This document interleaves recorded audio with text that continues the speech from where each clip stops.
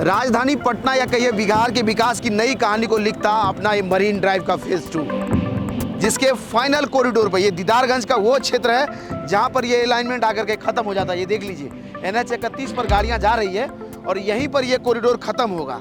4 लेन का यह रोड सीधा दीघा से लेकर के दीदारगंज को जोड़ेगा, जो 20.5 किलोमीटर लंबा है। 3400 करोड़ की लागत से बन रहा है यह कॉरिडोर का फेज 1, जिस पर गाड़ियां अभी दौड़ रही है सीधा दीघा से लेकर के PMCH तक, और PMCH से यह कॉरिडोर सीधा आगे बढ़ता हुआ गांधी सेतु के पिलर नंबर 47 के नीचे से होते हुए सीधा यहाँ दीदारगंज में आकर के खत्म हो जाएगा।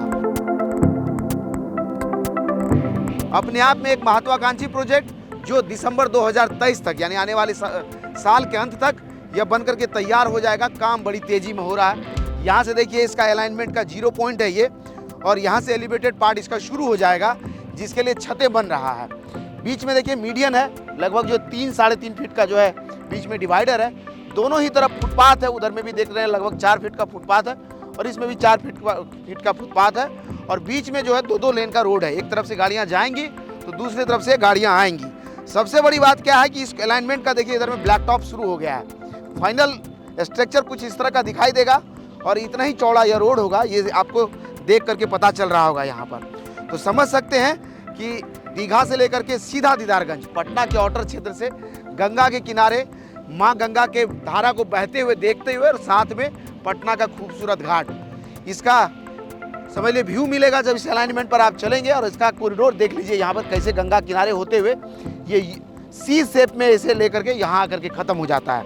और यहाँ ये सबसे महत्वाकांक्षी इसलिए है कि उत्तर बिहार से 3 ब्रिज अभी जो बन रहा है, जो राजधानी पटना को जोड़ता है, उन तीनों को यह कनेक्ट कर रहा है।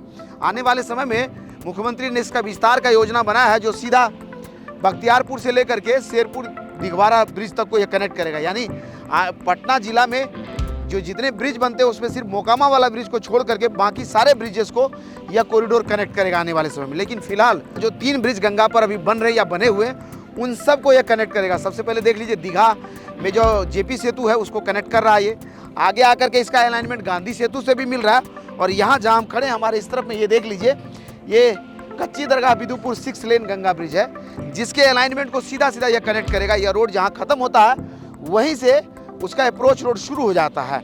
यानी समझ लीजिए उसका रैम्प जहाँ पर उतरेगा वहीं यह रोड खत्म होता है। तो आने वाले समय में इन सारे ब्रिजेस को एक साथ कनेक्ट करेगा और उत्तर बिहार से बेहतर कनेक्टिविटी देगा आउटर क्षेत्र को पटना से। यानी कि अगर आपको इधर मोकामा की तरफ भी जाना हो तो इस क्षेत्र से आएंगे, सीधा इस ब्रिज पर चढ़ेंगे, उस तरफ चले जाएंगे तो समस्तीपुर जाने वाले लोगों को, दरभंगा जाने वाले लोगों को बड़ा आराम होगा।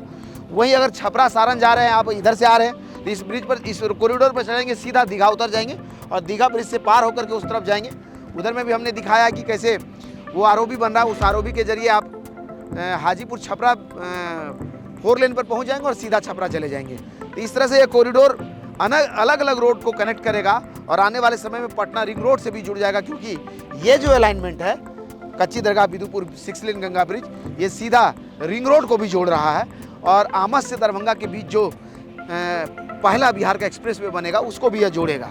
तो समझते चलिए कि कैसे कैसे यह कॉरिडोर आपको आने वाले समय में एक मजबूत यातायात का साधन उपलब्ध कराएगा, और कहिए रीढ़ हो जाएगा ये पटना का आने वाले समय में। क्योंकि अशोक राजपथ जो हमेशा जाम रहता है, उससे बहुत हद तक PMCH तक तो आपको इसने निजात दिला दिया, लेकिन वहाँ से यह कॉरिडोर जब यहाँ तक पहुँचेगा तो समझ लीजिए राजधानी पटना के ट्रैफिक में एक नया अध्याय शुरू हो जाएगा।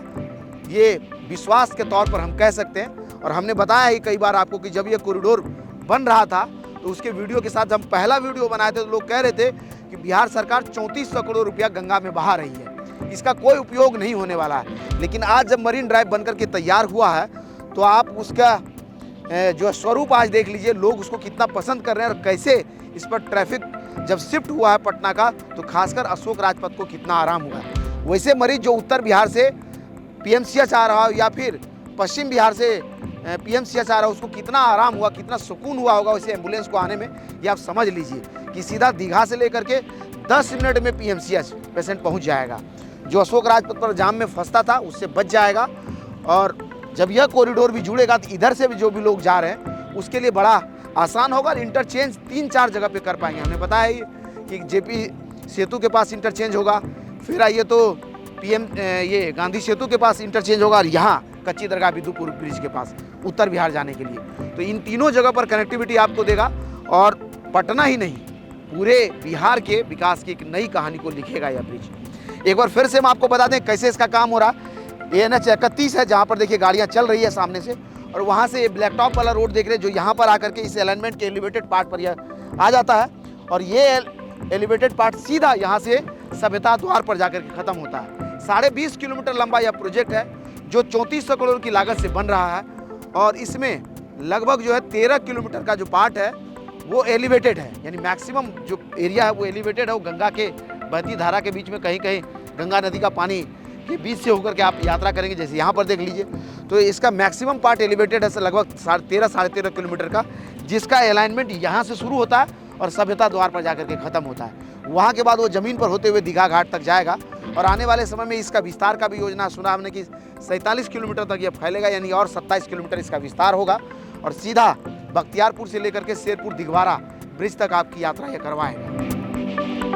बिल्कुल साफ देखिए, यहाँ वो फुटपाथ है उस तरफ में, और बीच में ये 2 लेन चौड़ा रोड, इधर में ये मीडियन, सामने में ये वाला मीडियन है लगभग जो है 3-3.5 फीट का, और इसके उस तरफ में फिर से 2 लेन का रोड, उसके उस तरफ में फुटपाथ। इसके पहले स्ट्रक्चर का, यानी कि इधर से जो एलिवेटेड शुरू होता है, एक पिलर 0 से लेकर के 1 पिलर के बीच में ये ढलाई हो गया, और अगले पर देख रहे हैं सरिया बांधा हुआ है, और इस पर कंक्रीट होगा, क्योंकि गंगा में जलस्तर बढ़ गया, इसलिए हमको लग रहा है काम इधर रुका हुआ दिखाई दे रहा। छठ पूजा के बाद आएंगे तो इस पर काम होता हुआ दिखेगा। और हम जैसा कि हमें जानकारी मिला है, बड़ी तीव्र गति से काम हो रहा। जो कंपनी यहाँ काम कर रही है वो यहाँ से लेकर के शायद कंगन घाट तक का अलाइनमेंट वही बनाएगी। कंफर्म नहीं है हम इस मामले में, क्योंकि कोई लोग कह रहे थे कि SP सिंगला को भी बीच में मिला हुआ है। अब क्या है ये तो हम कंफर्म करके बताएंगे, लेकिन काम बहुत तेज़ी से हो रहा। अगर इसी रफ्तार में होता रहा तो उम्मीद कीजिए कि अगले साल के अंत तक में यह बन करके तैयार हो जाएगा। उम्मीद करता हूं कि यह वीडियो भी आपको अच्छा लगा होगा। बड़ी तीव्र गति से काम हो रहा है, हमने इसका डेडलाइन बता भी दिया है। कई बार इससे पूर्व मंत्री थे जिनका हमने कई बार इंटरव्यू किया था, वो बता रहे थे कि बड़ी तेज़ी से सरकार इस पर काम कर रही है, और आने वाले 2023 के दिसंबर तक यह बन करके तैयार हो जाएगा, और पटना वासी को एक बेहतर रोड मिल जाएगा। इसी तरह के और वीडियोज़ को यूट्यूब पर देखने के लिए वे4यू को सब्सक्राइब कीजिए।